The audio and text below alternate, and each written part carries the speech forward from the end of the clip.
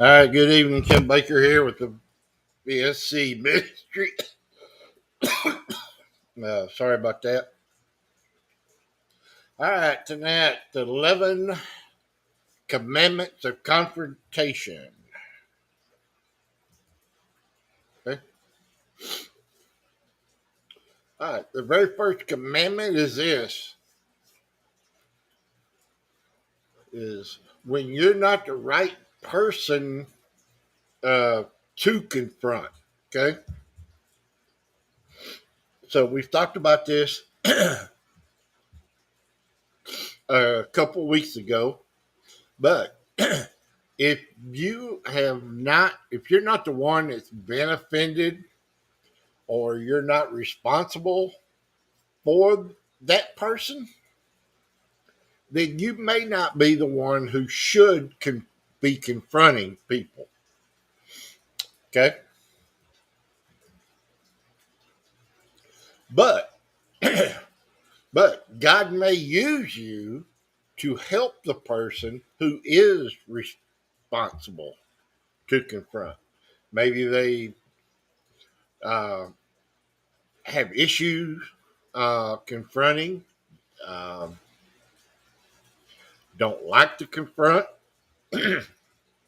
And so maybe you might be able to help them through that process, okay? But you may not, you may actually not be the one that should be confronting for them.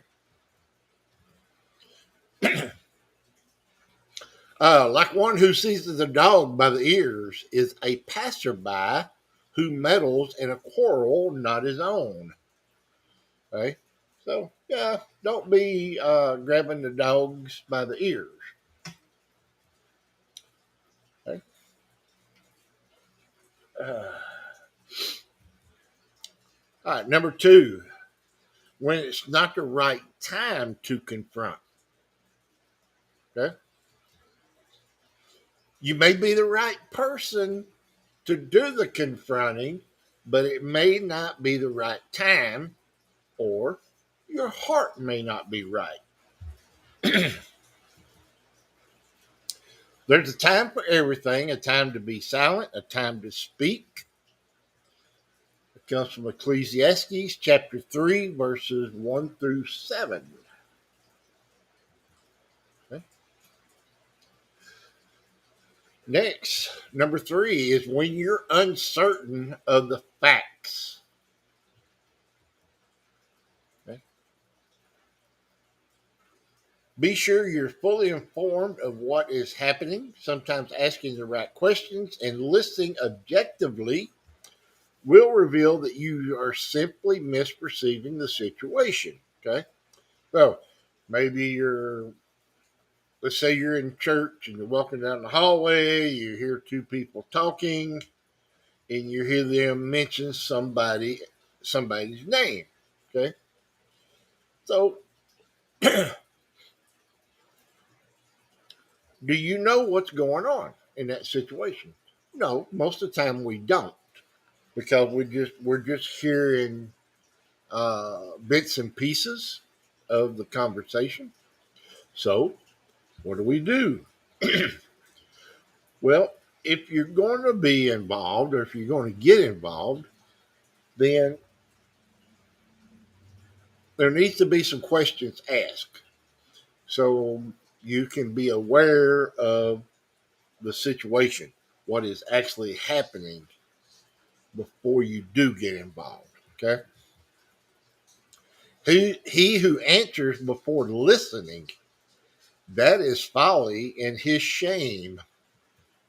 And that is Proverbs chapter 18, verse 13. Number four, when it's best to overlook a minor offense. Okay. A lot of times we may need to overlook minor offenses. Uh, and what may happen is God may convict others uh, of their wrongdoings or their errors, So, when in doubt, we need to try to err on the side of restraint and mercy. Okay? Hatred stirs up dissension, but love covers all wrongs. That is Proverbs chapter 12, verse 10, 12. Okay? Number 5, when you're committing the same sin.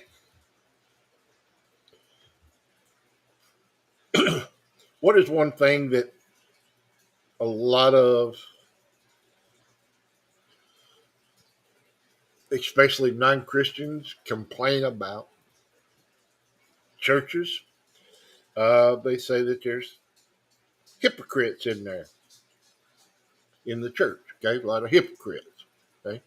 So if you are committing the same sin as the person that you are looking to confront, well, that is not an ideal situation. Okay. So let's just say that you have an issue uh, with alcohol. Well, you do not. It's not best for us to get involved in confronting someone else that has an issue with alcohol. Okay, because it will make us look hypocritical. It'll make us sound hypocritical. Okay, so what we need to do, we need to first work on ourselves. Okay, and then we might be able to help someone at a later date. Why do you look at the speck of sawdust in your brother's eye but pay no attention to the plank in your own eye?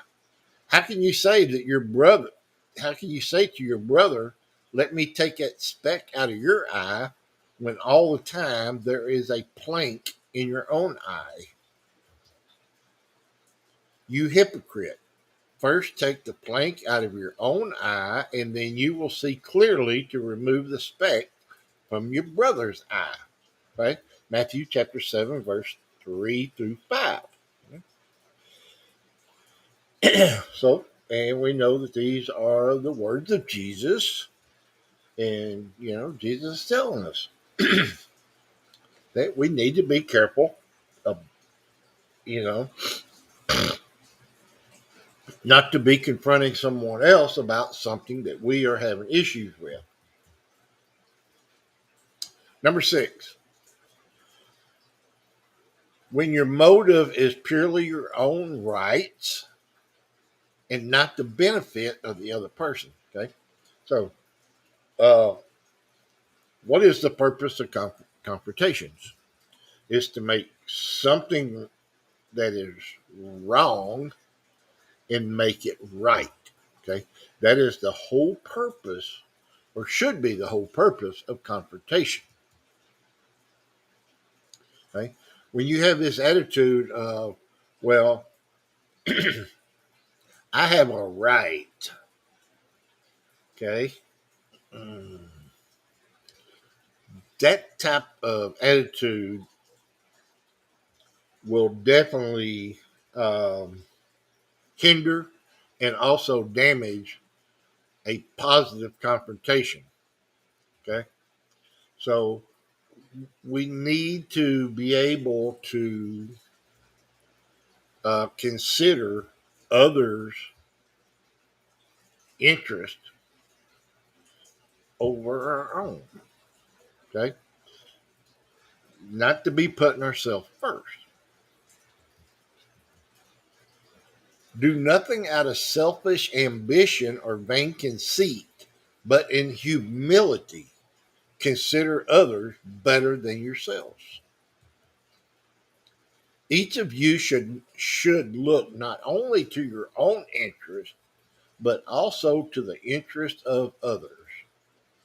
Philippians chapter 2, verses 3 through 4. Okay. Um,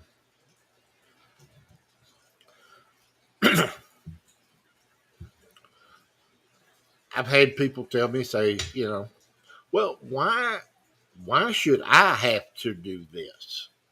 Well, it's because we're being instructed. Paul has given us instruction here that was given to him by the Father. Okay? And he's telling us that, and here's the thing about it is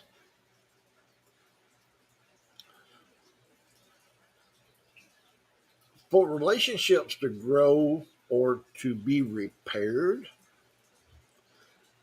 there's got to be somebody in the relationships that starts the healing process. Okay? So it doesn't matter. Uh, well, let me back up just a little bit here. Not that it doesn't matter, but so who's going to be the one to start it? That's the question. Okay? Are you going to wait on the other person, or are you going to be the one that will look to others' interest first? Absolutely nobody. Number 7, when you have a vindictive motive, okay? When you have a vindictive motive, before you confront, genuine forgiveness of the offender is imperative. Okay? In your heart, release the offender into the hands of God. Your confrontation must not be to satisfy your desires. Okay? It should not be about our desires to take revenge or to get even. Do not repay anyone evil for evil. Be careful to do what is right in the eyes of everybody. Romans chapter 12, verse 17. Number 8, when the consequences of the confrontation outweighs those of the offense. Okay. Well, what are we talking about here? All right. Look at the degree of the offense before you confront. Okay. It, this is probably one regret that I have uh, of raising my kids, that I feel like that maybe I didn't overlook some minor things. But why do we not why are we not able to overlook those things? Okay. Well, here's one of the reasons. Okay. When things happen to us, when we get offended or we get hurt, uh, or we get abused, okay, all the hurt and bitterness and the anger and the unforgiveness, if we don't deal with those things, what happens is we may repress those feelings for a while, but then something else will happen. And then what happens is the second thing gets piled on top of the first thing that happened. Okay. And if we don't deal with that, then something else happens. And then we get another layer. And that's what happens. And that's part of, if you look at our logo, that's part of what we're seeing here with the logo is that you we build up these walls where we hide behind, okay? And at some point we got to start breaking those walls down. We got to start breaking those layers up, okay? And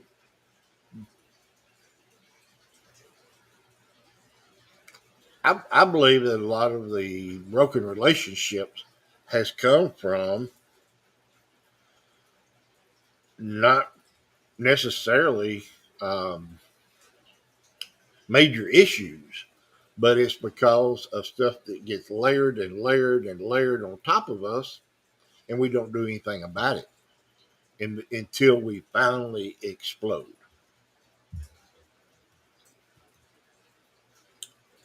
Better a dry crust with peace and quiet than a house full of feasting with strife. Yeah, I would rather have the dry crust, but have peace and quiet. Proverbs chapter 17, verse 1. When the person you want to confront has a habit of foolishness or quarreling. Okay? So,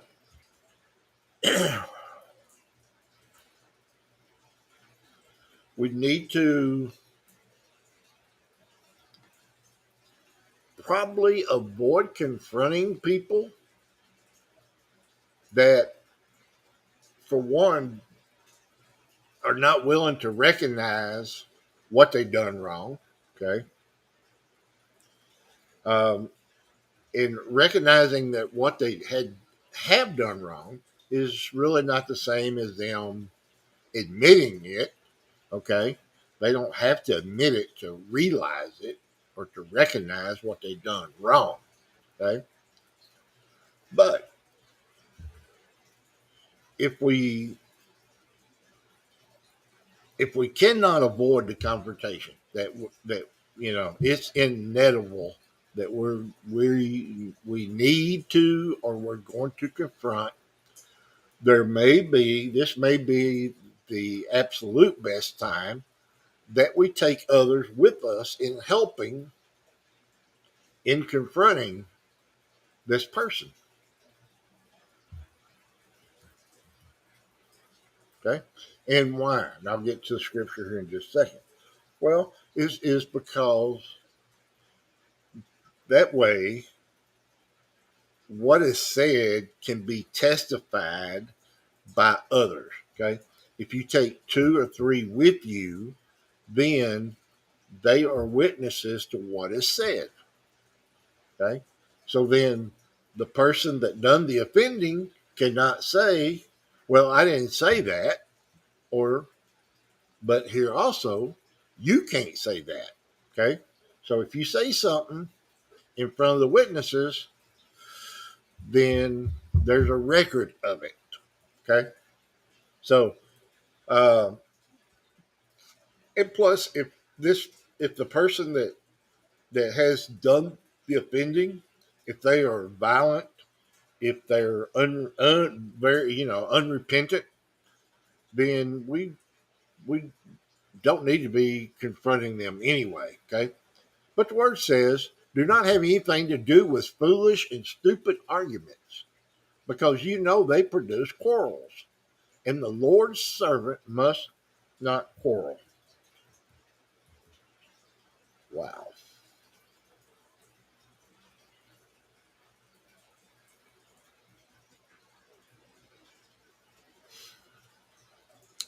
Instead, he must be kind to everyone, able to teach, and not resentful.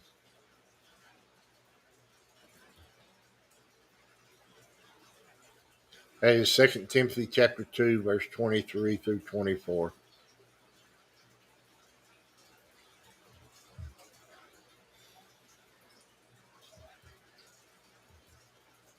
Number 10. When setting aside your rights will benefit an unbeliever. Okay? So,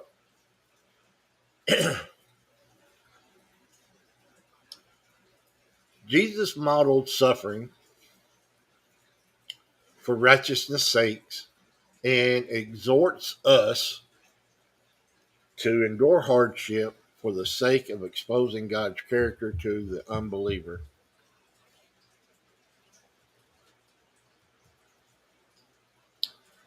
Allow room for God to work in another's heart by showing restraint.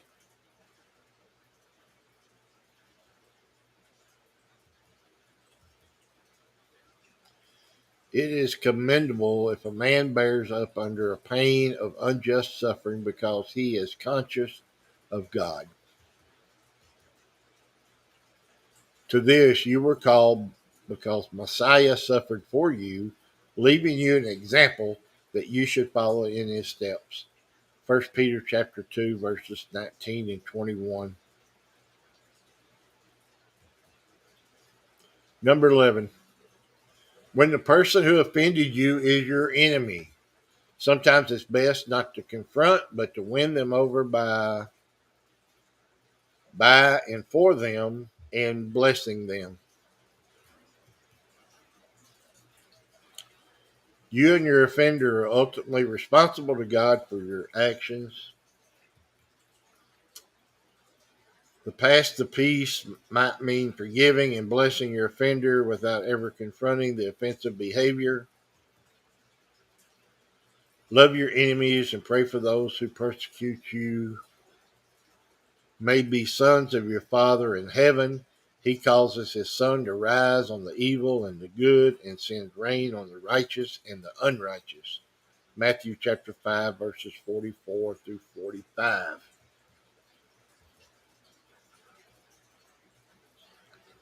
Number 12. When confrontation will be ineffective and reprisal severe. You may not be able to effectively confront a person who has a violent temper and who is likely to exact severe retribution on you or someone you love. Whoever corrects a mocker invites insult. Whoever rebukes a wicked man incurs abuse. Proverbs chapter 9, verse 7.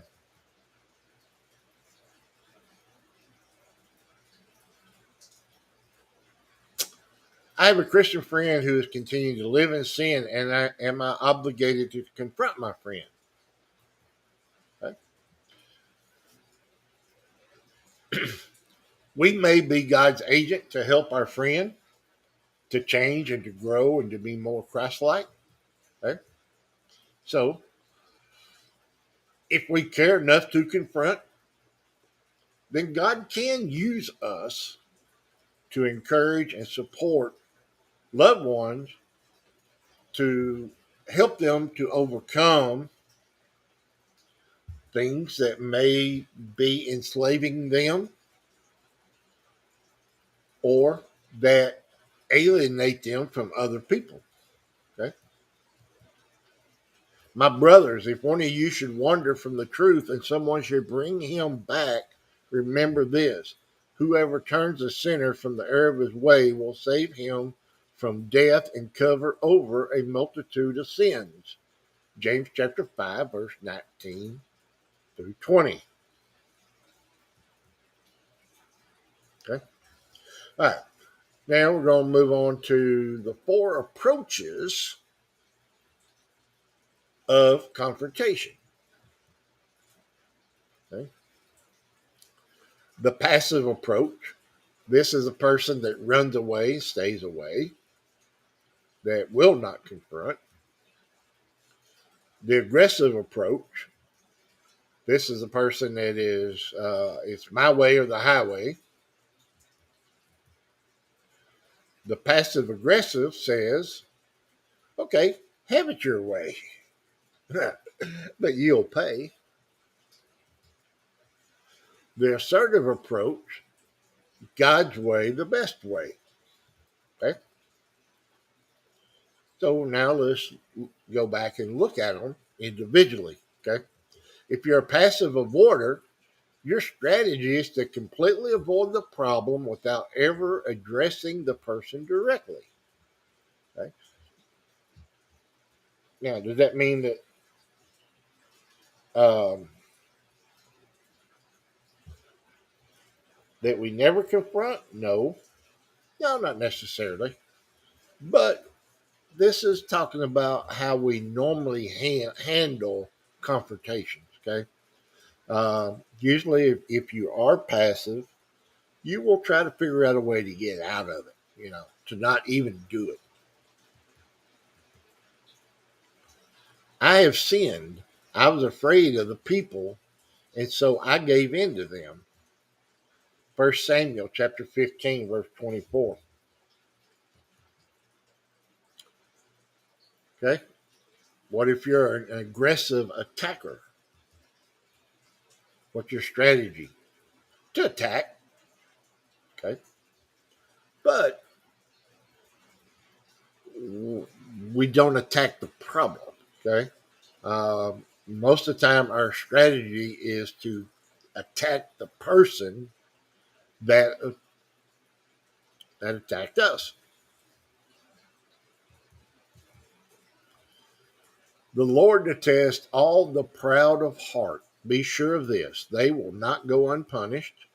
Proverbs chapter 16, verse 5. All right, what about if you're a passive ambusher? Okay, so what is your strategy there?